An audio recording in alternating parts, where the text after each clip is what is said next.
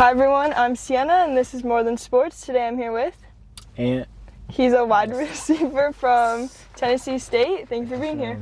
thank you too, Sienna. Okay. Wait, I have high expectations for you because like you're a talker, so Yeah. you gotta. I got you, trust. I'm media trained. Okay. Got you.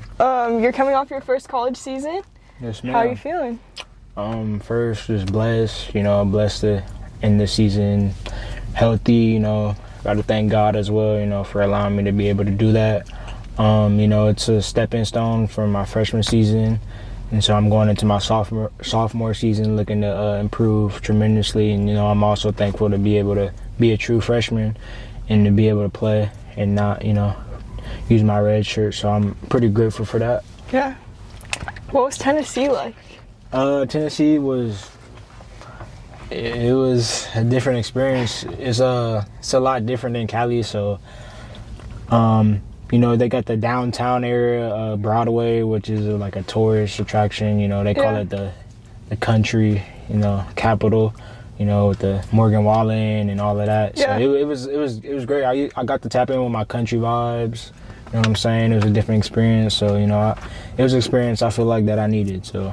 Was like the Southern hospitality a real thing, or? Oh yeah, for sure. I'm a West Coast type of guy though, so I'm gonna always represent the West. So Yeah. I'm gonna always be a Californian. So everyone knows that I rep Cali very strongly. So Yeah. that was kind of a problem out there, but it's all good though. It's all love. So. I always thought that you were from Vegas, and I'd like learned not that long ago that you're not from Vegas. Why do you think I was I from Vegas? don't know, but I just always thought that. Nah, I'm from Cali. I'm from the Deuce to Four. You know that TikTok? Yeah, the Deuce to Four. You never heard of that song? Yeah, that song. Come on now. From the Deuce. Okay, what's the biggest difference about playing at the next level? The biggest difference, I would say, well, obviously everyone's bigger, but the biggest difference is, I would say, your mental. Like, it's more mental than physical. It's much more like how strong are you mentally to endure physical pain, mental pain, and then also just keeping up with your time management with class, with school, with parties, with recovery, with weights, like all that together. Like it teaches you who you are as a man or a woman. So that's what I would say the difference is. It's not fun, it's just business. Yeah. So how do you think sure. you improve mental toughness? I feel like I've always been a strong guy, so I was kind of ready for it. I feel like it challenged me to be able to be far from home and not have resources right there next to me. So it challenged me to be a man, not a boy. So I feel like I was able to really step it up a notch as far as becoming a man and not being a teenage boy, you know what I'm saying? So just being able to advocate for myself, being able to figure things out for myself is all a lesson that I needed. And, I might not have wanted it, but I needed it. And that's kind of what my main thing is. That's my motto for my freshman year. It's I got what I needed, not what I wanted, you know what I'm saying? So that's the best answer I got for you. What is something that you learned this year that you want to take into your next season? Patience, bro. Like, I'm not gonna lie, don't compare yourself, because comparing yourself is a thief of joy. Comparison is a thief of joy, and you learn that in college as well. There's a lot of politics, there's a lot of things that you can't handle, but you can handle how you show up and how you are based on the situation. You don't want to let the situation basically change who you are and your standards. You know what I'm saying? You want to keep your standards no matter if they're treating you wrong or right. And that's kind of what I want to go into next year with, just a clear mindset and just more mature, more growth, and yeah. For sure. Okay, for as long as I've known you, you've always been just football. Yeah. How old were you when you started playing? I've been playing since I was in the womb, bro. Bruh. Feel me? I'm a C-section baby, you feel me? Bro. I'm trying to show. But I've been playing football since I was probably 2 or 3. They had these flag football little things. At 2 years old? Yeah, and then my dad was a coach at UCLA at the time, so I was always been around it, and I was always around the team, so they always had like little camps and stuff. So I was just like, I wasn't in the camp, but I was doing the drills and stuff like that. Like, you know what I'm saying? So yeah. Okay, what was it like being a coach's kid?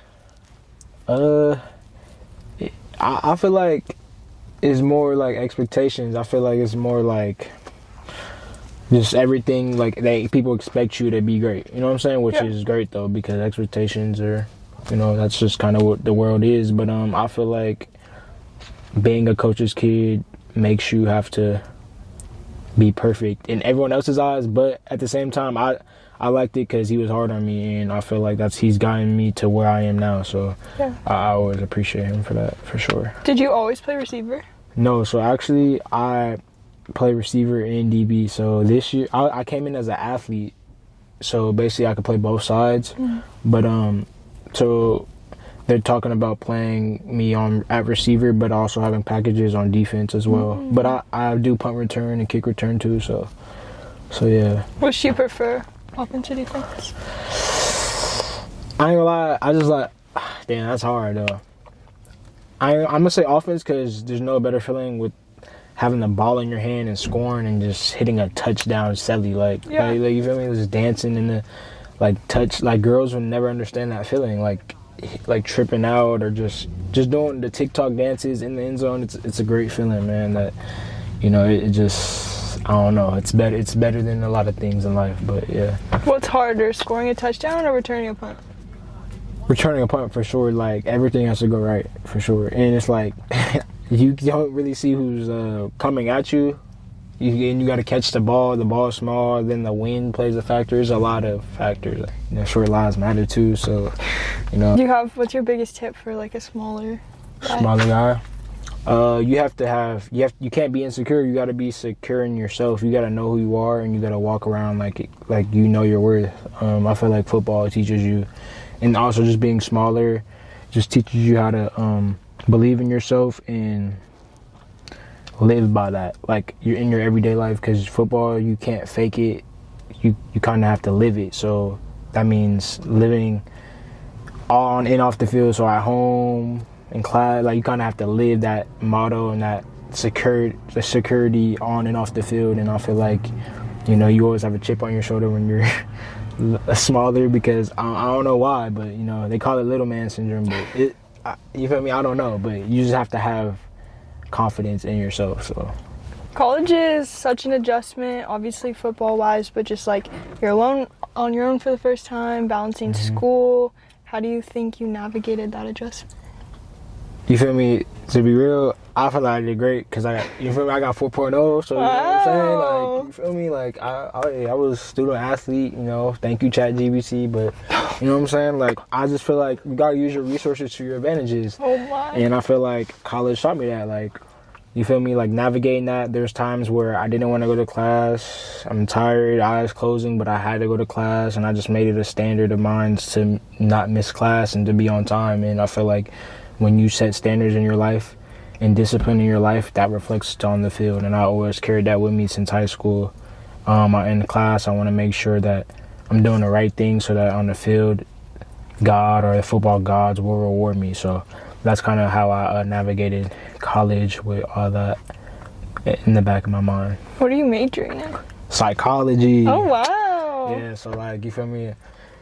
It'd be hard out here, especially for us guys, you know. Like I feel like I wanted to help people that might have went through the things that I've went through. So, you know, I wanted to make sure that I could understand the mind. Also, you know, just dealing with women sometimes too. Like, you just want to know like how different upbringings like just determine or a way a person thinks, and how like, yeah, just how different upbringings determine how people think. I feel like psychology is teaching me how certain people think, and I like that. So, yeah, for sure. Do you want to like go into a career in psychology or? No, I don't. Okay. I just want to. I want to know where your username came from. I swear you have the craziest usernames on like every platform. Oh, okay. Which one? I don't know. Like, first your TMC one, and then what's your other one? Like, She Loves Ant or something? Yeah. Okay, what made you think of those? I say TMC, I got that from, it means the marathon continues. So I look at. Always wondered that. You feel me? And I know a lot of people have wondered that too. Trust. I've gotten crazy things, but it's just a reminder to me and to everyone else that life's a marathon, not a race, and that sometimes you have to jog a little to get to where you want. And no matter when you're in the marathon, in the middle of it, at the ending or the beginning of it, that you got to pace yourself. So that's how I always model my life and my football journey is. It's a marathon, and I'm not going to get the things that I want now, but as time goes on, I will too. And so as she will be an amazing sports analyst, as she keeps chasing her dreams, and I'm going to be there right with her, supporting her. So, you feel me? Like, that's why I brought the name TMCs, because I could remind myself. Yeah, wow. I've always wondered that. Yeah, and she loves it. I mean, that just speaks for itself. Like, I just feel like I'm a likable guy. Like, I just, I'm a likable guy. I'm gonna leave it at that. Like, okay. Yeah. I want to know what you're listening to pregame. Oh, okay. Pregame. So I start. Okay. I start my day off with gospel. Like, that's number one. Like, so the whole day I'm doing gospel until I reach the stadium. Until I see the stadium on the bus. I turn the gospel off. Then I turn on Adele, Hometown Glory. Wow. Turn that on, and then from there, it's demon time. So it's like, I'll listen to some crazy things, but I'll say my favorite people to listen to before games are Lil Durk for sure. Honcho, I love Honcho, and then I would say a guy named G Herbo and FCG him. Yeah, you probably don't know these people, but it's a violent sport, so you just gotta get your mind to switch. So you go from Hometown Glory to I go to gospel, give God the glory. Then I go into the the Get Active playlist, because it just you gotta learn to flip that switch, man. Yeah. But yeah, we give God our glory over here, so for sure. For sure. Okay, I just interviewed a baseball player last night, and we were talking about superstitions. Mm-hmm. So I want to know if you have any superstitions. I do. Superstition is, it's kind of throughout the week. I have a week stition. I don't even know how to say that. Stition? A week superstition, but like I journal a Bible verse every day, and it's a Bible verse, then it's what it means, how I can apply it, and then a prayer with it. And I feel like if I don't do that, I won't have a good game. That's bad. We have chapel. I feel like I have to go to every chapel the day before the game, or I just won't have a good game. And then also I have to listen to I have to do a field walk with the gospel music before the game, or I won't have a good game. So, and I have to talk to it's everything just centered with God for you know what I'm saying. So. Because it gets crazy. Your mind gets crazy. It plays tricks on you sometimes. So. Yeah, for sure. But yeah. Okay, those are good. No, like, you need to eat this cereal or wear this pair of socks or anything weird like that? No. I ain't gonna lie, I do. I have to wear a certain pair of underwear, though. I forgot about that. I have to. But then, like, to the game. That's like Patrick Mahomes. Yeah, to the game. Yeah. And then I'm cool. Like, you know what I'm saying? Yeah. But, yeah, that's kind of it, though. Okay. Nothing else for real. Okay, my final question, I ask everyone, there's more to life than sports. You're more than just a sport that you play. So who's Ant outside of football? If I'm being honest, I don't... that's a great question, because, like, I feel like I don't know who I am outside of football. Like, if I'm being honest, I feel like I'm a man of God, for sure. But who am I if football's taken away? That, like, is what I've challenged myself to do as I went to college, is to find out who I am, like, outside of this, because I've kind of put my life and priorities to that. Mm-hmm. So I have no idea what I really am, but I know the qualities that I have. Like, I like talking, I like doing TikToks, I like motivating people, I like dancing. So I feel like I'm a very outgoing person, but that's for me to find out. I honestly have to find that out, but I feel like, if anything, I'm just a charismatic guy that loves sports, loves Jesus, and is funny. So, if you guys have any ideas, and for sure, like, I'm gonna look into that. But right now, I'm currently looking on who I am outside of football. So For sure.